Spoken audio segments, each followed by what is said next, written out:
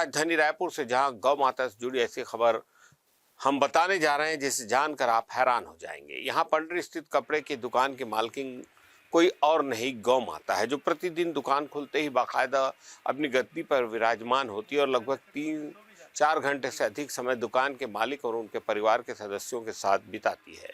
विगत 7 वर्षों से अनवरत गाय का दुकान में आना और मालिक के साथ समय बिताने का सिलसिला जारी है।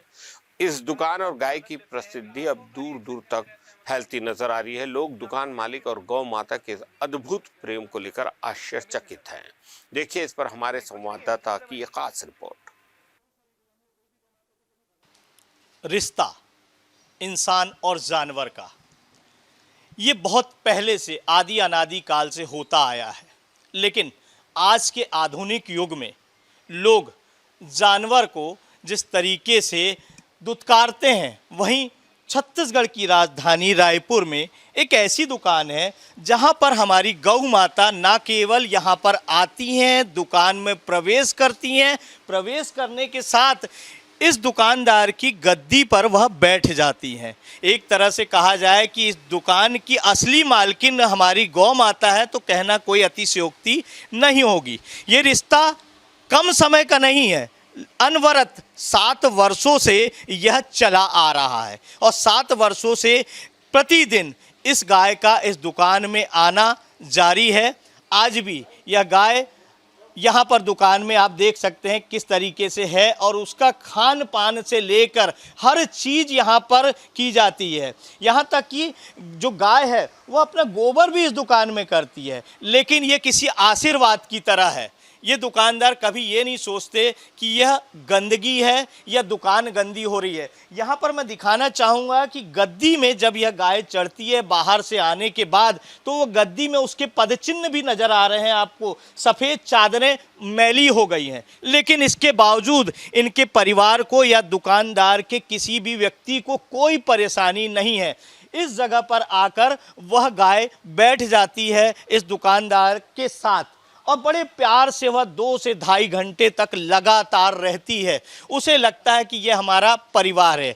हम आपको लिए चलते हैं, हमारे जो दुकानदार हैं उन्हीं से बात कराते हैं, क्योंकि ये रिश्ता कैसा है, आखिर ये रिश्ता कब बना और ये जो प्रेम है इंसान और जानवर का, ये कब जागृत हुआ, क्या ये गौ माता के प्रति जो इनका प्रेम है वो कब से जारी है, हम इन्हीं से जानते हैं। सर, एक तो बड़ा आपने एक शुभ काम किया है। कहीं ना कहीं गौमूत्र से लेकर गोबर वगैरह ये सारी चीज़ें शुभ मानी जाती है हमारे घर आंगन के लिए। आपके दुकानदार में तो खुद गौ माता साक्षात विराजमान होती है, तो ऐसे में आपका इस तरीके से जो प्रेम दोनों के बीच है वो कब से जारी है और अब ये कब तक ये रिश्ता चलेगा? ये तो रिश्ता तो अनवरत चलेगा, क्योंकि गौ माता अपने आप में साक्षात जगदम्बा है, लक्ष्मी है। और मैं अपने आप को बहुत पुण्यशाली मानता हूँ कि ये गौ माता जी स्वयं गेट खोल के अंदर आती हैं, आकर यहाँ विराजमान होती है और हमारा जो प्रसाद है वो ग्रहण करती है और मौके पे मौके कभी हमें विशेष आशीर्वाद देती है। जैसे बड़ा आयोजन है, धनतेरस है, गोपाष्टमी है, तो यहाँ गौमूत्र और गोबर भी करके जाती है। तो ये पूर्व जन्मों का कोई आशीर्वाद है और ये रिश्ता चलता ही रहेगा और ऐसी गौ माता आएँ और हमें आशीर्वाद दें। और मैं सबसे यही अपील करता हूँ कि ये जो गौ माता जी हैं ये कोई सामान्य जीव, सामान्य प्राणी नहीं है। ये 33 कोटि देवी देवता जिसके अंदर विराजमान है, जिसके गोबर में साक्षात लक्ष्मी विराजमान है, जिसके गौमूत्र में धन्वंतरी विराजमान है। निश्चित तौर पे ये इस युग की एक महान जो विशुद्धिकरण करने वाली, जो पूरे वातावरण को शोधित करने वाली, परिशोधित करने वाली, पर्यावरण के दूषण को हरने वाली ऐसी गौ माता है। सभी इनसे प्रेम करें, मैं तो यही चाहता हूँ। बात होती है जब छत्तीसगढ़ में, क्योंकि अब कहीं ना कहीं राजनीति भी अब गौवंश पर होने लगी है।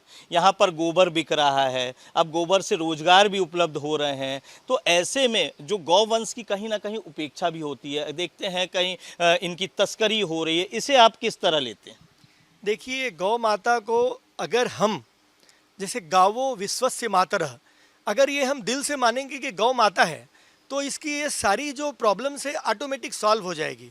और अगर अपन इसको ऊपर ही ऊपर मानेंगे कि गौ माता है और बाद में कह देंगे कि भाई ये तो मतलब लावारिश पशु है या आवारा पशु है या जानवर है, तो फिर वो कहीं ना कहीं दोनों में भेद है। या तो आप इसे गाय विश्व की माता है कहिए ही मत, गौ माता कहिए ही मत, और या फिर इसको वैसा अवहेलित मत करिए, दोनों की कंट्रोवर्सी मत करिए। बाकी बहुत अच्छा कार्य छत्तीसगढ़ शासन कर ही रही है, गौ माता के गोबर को परचेस कर ही रही है, किसानों को जागरूक भी कर रही है। और मैं आपको एक चीज़ और बता दूं कि हमारी एक संस्था है मनोहर गौशाला खैरागढ़ में, जहाँ पे हम स्वयं गोबर से खाद बनाते हैं, गौमूत्र से फर्टिलाइज़र बनाते हैं, जिसका भारत सरकार में पेटेंट हो चुका है, और 7 वैज्ञानिक जिस पे इंदिरा गांधी कृषि विश्वविद्यालय के रिसर्च कर रहे हैं, और हम सारी चीज़ें निःशुल्क देते हैं किसानों को, हम किसी भी चीज़ को बेचते नहीं हैं। हम बात करें आपके यहाँ, हम देख रहे हैं कि आपकी गद्दी में खुद गौ माता विराजमान होती हैं, उनका आशीर्वाद आपको पिछले 7 वर्षों से मिलता रहा, आगे भी अनवरत मिलेगा।